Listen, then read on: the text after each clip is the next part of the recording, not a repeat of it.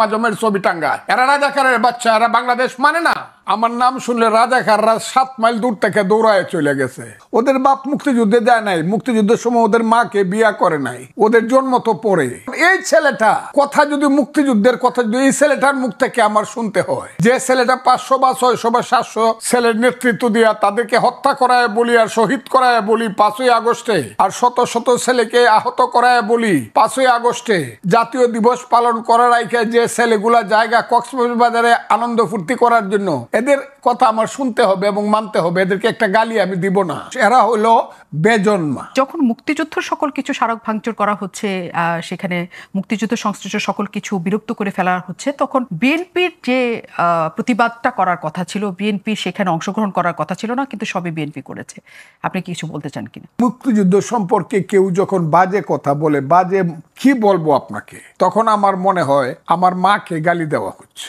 তখন আমার মনে হয় আমার জীবনের সমস্ত বিশ্বাসকে হরণ করা হচ্ছে। এই যে ছেলে পেলেগুলা মুক্তিযুদ্ধ নিয়ে কথা বলে, কালকে না পরশুদিন এই ছেলেটা রাহিদ ইসলাম বলল। এখন আমি এদেরকে, মানুষ বলে আপনি এদেরকে তো বকেন কেন? না, আমি তো এদেরকে আদর করি। এদের বাপের চেয়ে আমি 15 বছর বয়সে বড়। এদের বাপের বয়স 60 বছর, আমার বয়স 78, আমি 18 বছরের বড়। ওদের বাপ মুক্তিযুদ্ধে যায় নাই, মুক্তিযুদ্ধের সময় ওদের মাকে বিয়া করে নাই, ওদের জন্ম তো পরে। ওই ছেলেটার বয়স 26 বছর। 26 বছর না, আমি তো 40 বছর আগে আমি দেশে এমপি হয়েছি। 40 বছর আগে আমি ফজলুর রহমান এমপি হয়েছি। 54 বছর আগে আমি মুক্তিযোদ্ধা কমান্ডার ছিলাম। 1200 মুক্তিযোদ্ধা আমি কমান্ডার ছিলাম। হাজারে হাজারে মুক্তিযোদ্ধা ফজলুর রহমানের নেতৃত্বে চলছে। আমার নাম শুনলে রাজাকাররা 7 মাইল দূর থেকে দৌড়ায় চলে গেছে।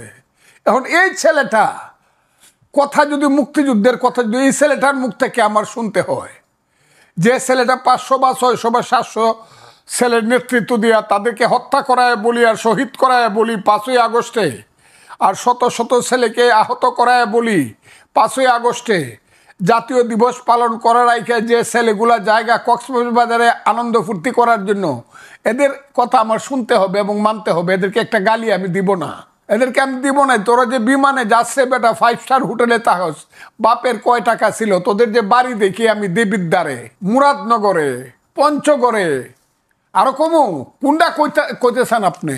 এদের বাড়িঘর ঘর আছে, দোয়ার নাই, মাটিতে বৈশা খাওয়ার জায়গা নাই। এইসব ছেলেপেলেরা 100 টাকার ক্ষমতা ছিল না, এরা 100 কোটি টাকার মালিক হলো কিভাবে?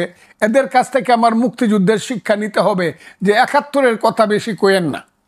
আমরা 47ও কমো, 71 কমো, কিন্তু আসলে হলো 24। এরা হলো বেজন্মা। আমি এদেরকে বলি তোরা বাংলাদেশ থেকে যা। 71 যারা মানো না, যারা 71কে ছোট করে দেখাও, 71 হয়েছে বলেই তো বাংলাদেশ, নাকি 47-এর নাম বাংলাদেশ? আপনি বলেন। না, কিন্তু তারা মনে করে যে 71কে এটাকে আসলে একটা ধরনের বিক্রি করা হয়েছে, এটাকে হাতিয়ার হিসেবে ব্যবহার করা হয়েছে। কে বলছে? ব্যবহার করে সেটাকে একটা একজন ইমাম সাহেব, সে একটা রেপ কেসে পড়ছে, পড়ে তার যাবজ্জীবন কারাদণ্ড হয়েছে।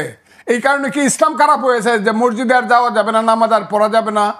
একজন কি মুক্তিযুদ্ধের নাম ভাঙাইছে, ইসলামের নাম ভাঙাইছে বা মুক্তিযুদ্ধের নাম ভাঙাইছে, সে খারাপ কাজ করছে, এর জন্য সমস্ত মুক্তিযুদ্ধ খারাপ হয়ে গেল।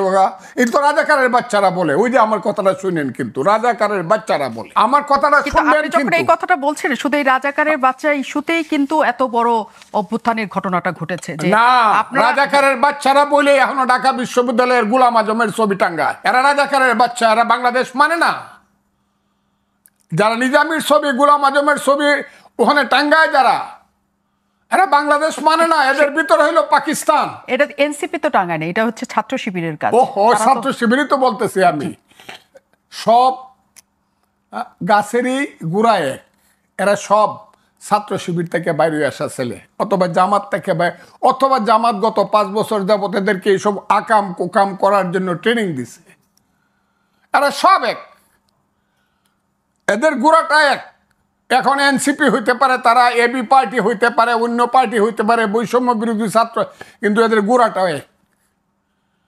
হ্যাঁ, এরা ইয়াজিদের বংশ। বাংলাদেশের রাজনীতি এরা হইল ইয়াজিদের বংশ। এরা ইসলাম মানে না, এরা উমাইয়া, এরা হাশেমি বংশকে ধ্বংস করতে চায়। কিন্তু তাদের বক্তব্য হচ্ছে যে এখানে সকলের রাজনীতি থাকবে, সকলেই এখানে রাজনীতি করার সুযোগ পাবেন। আওয়ামী লীগ যেটা করার চেষ্টা করেছে যে একতরফাভাবে সকল রাজনীতি বন্ধ করেছে, তারাই রাজনীতি করেছে স্বৈরশাসকের মতো। কাজে সকলের অন্তর্ভুক্তিমূলক রাজনীতি চায় তারা। সেখানে জামাত শিবিরের রাজনীতিও যেমন থাকবে, এনসিপির রাজনীতিও থাকবে। মিথ্যাবাদী, এটা তো আমি প্রথম বলছি 10 মাস আগে, যে জামাত যদি মনে করে যে সরিয়ে আইন চলবে, ইলেকশনে আসেন। এনসিপি বা ছেলেরা যদি মনে করে যে তারা দেশ চালাবে, আমার কোনো আপত্তি নেই, আমার ছেলেরা তারা ইলেকশনে আসেন। কিন্তু গত 10 মাসে তারা করতেছে কি? গত 10 মাসে তাদের একমাত্র আক্রমণটা কোথায়?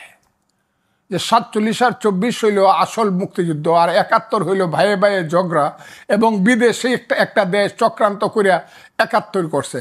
এই 71কে কলঙ্কিত করার জন্য, 71-এর মুখে কালি মাখানোর জন্য এদের সমস্ত প্রচেষ্টা। এবং ওই যে আপনি একটু আগে বলছেন কথাটা, ওনাকে জিজ্ঞাসা করছেন, যুদ্ধটা কিন্তু এইখানেই। What is the principal contradiction of a nation? 1971 সনে প্রিন্সিপাল কন্ট্রাডিকশন কী ছিল? 1947 সনে প্রিন্সিপাল কন্ট্রাডিকশন কী ছিল আমাদের জাতির?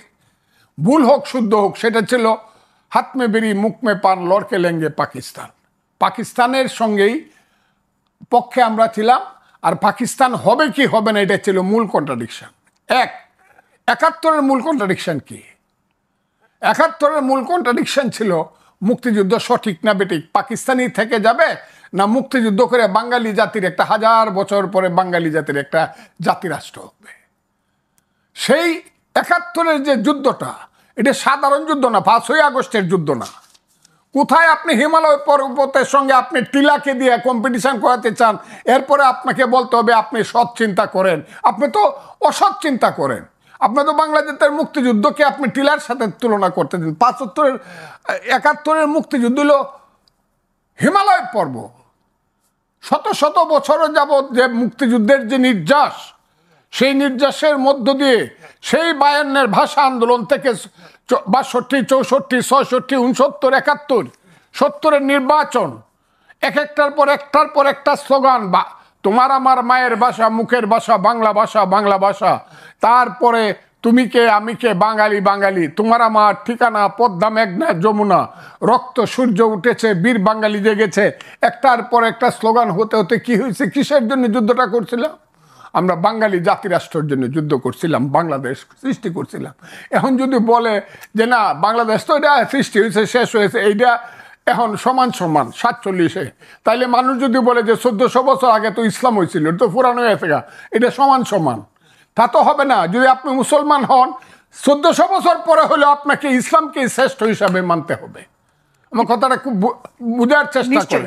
আর আপনি যদি মুক্তিযুদ্ধ বিশ্বাস করেন 71, তাহলে আপনাকে বিশ্বাস করতে হবে যে 71-এর যে যুদ্ধটা হয়েছিল চিরদিন বাঙালির জীবনে থাকবে, এবং এইটাই হলো বাঙালির 1000 বছরের শ্রেষ্ঠ অর্জন। কিন্তু তারা পেছনে ফিরে আমি তাদের কথার জবাব, এরা আমাদের ছেলে, এদের কথার কোনো জবাব আমি দেব না। নিশ্চয়ই না, কিন্তু 24টা সেই 71-এর ধারাবাহিকতা হিসেবেই তারা রাখতে চান। কিন্তু শুধু 71-কে কেন্দ্র করে যা কিছু করা হয়েছে সেটার পক্ষে তারা নন। তারা মনে করেন যে মুজিববাদ সৃষ্টি করা হয়েছে। তারা মুজিববাদ কবে হয়েছে? ছেলেরা জানে ওর বাপের জন্ম হয়েছে কবে হয়েছে মুজিববাদ? কতদিন পর্যন্ত মুজিববাদের স্লোগান হয়েছে? হাসিনার আমলে কি একটা মুজিববাদের স্লোগান হয়েছে? মুজিববাদের স্লোগান হয়েছে 1972 সনে, বিশ্বে এলো নতুন বাদ, মুজিববাদ মুজিববাদ। ছাত্রলীগ যখন 2 ভাগ হয়ে গেল, তখন সিরাজুল আলম খানের যে নেতৃত্বে যে ছাত্রদলের রব সিরাজ ছিল, তারা দিত বৈজ্ঞানিক সমাজতন্ত্র, আর নূরে আলম সিদ্দিকী এবং আব্দুল কুদ্দুস মাখনরা দিত বিশ্বে এলো নতুন বাদ, মুজিববাদ মুজিববাদ। কিছুদিন পরেই দেখা গেল এটার পিছনে কোনো থিসিস নাই, কাজে 73-এর পরেই মুজিববাদ মুজিববাদ স্লোগানটা থাইমে গেল। এটা খন্দকার মোহাম্মদ ইলিয়াস একটা বই, মুজিববাদ লিখছিল, মুজিববাদের উপরে কোনো স্লোগান হয় না। কিন্তু 73-এর পরে মুজিববাদ কোনো স্লোগান ছিল না। আমি বলি শুনেন, এটা কি হয়েছিল? এইটা ছাত্রলীগ যখন ভাগ হয়ে গেল, তখন কোন ছাত্রলীগ, 2টা ছাত্রলীগকে আইডেন্টিফাই করার জন্য একটা মার্ক অফ ডিটেকশন, যে এটা কি রবের ছাত্রলীগটা কি, এটা হলো বৈজ্ঞানিক সমাজতন্ত্র বা এটা সমাজতন্ত্রী, আর এটা কি, এটা হলো মুজিববাদী। এটা ডিফারেন্সিয়েট করার জন্য, এটা কোনো ফিলোসফি হিসাবে না। 73-র পরে মুজিববাদ ইট ওয়াজ নো লঙ্গার হার্ড, এটা কেউ শুনেও নাই। কিন্তু সেটাই কিন্তু আমরা এখন শুনছি, আমরা তো না এটা বললে তো হবে, এটা তো বললে হবে। আমি বলি মুজিববাদের স্লোগান গত 50 বছরে একদিনের জন্য হয় নাই, এগুলো মিথ্যা কথা বলতেছে। কিন্তু যারা আরেকটা কথা আপনাকে বলি, নায়ক আছে, আরেকটা কথা বলি, ওই যে আপনি বলতেছেন যে ওইগুলা বাদ দিয়ে দেন, সবকিছু করে দেন। আচ্ছা, শেখ হাসিনা যে 96 থেকে 2001 সন প্রধানমন্ত্রী ছিলেন, তার দল দেশ চালাইছে, ভালো মন্দ সেটা ইতিহাস বিচার করবে। তারপরে 2009 থেকে 2024 খুব খারাপ চালাইছে, ফেসিস্ট। এই দুইটা সময়ে শেখ মুজিবুর রহমান কই আছিল? কোথায় শেখ মুজিবুর রহমান কোথায় ছিল? বাংলাদেশে লুকায় আছিল এবং অন্তরালে থেকে শেখ হাসিনাকে পরামর্শ দিত? বলেন, আপনি বলেন। যদি তাই না হয় তাহলে শেখ মুজিবের উপর অত্যাচারটা শেখ হাসিনার চেয়ে, শেখ হাসিনা যদি অন্যায় করে তাকে ফাঁসি দেন বিচার করে। নিশ্চয়ই, কিন্তু আমার কথাটা শোনেন। জি, শেখ মুজিবের মাথার উপরে উঠে প্রস্রাব করলেন।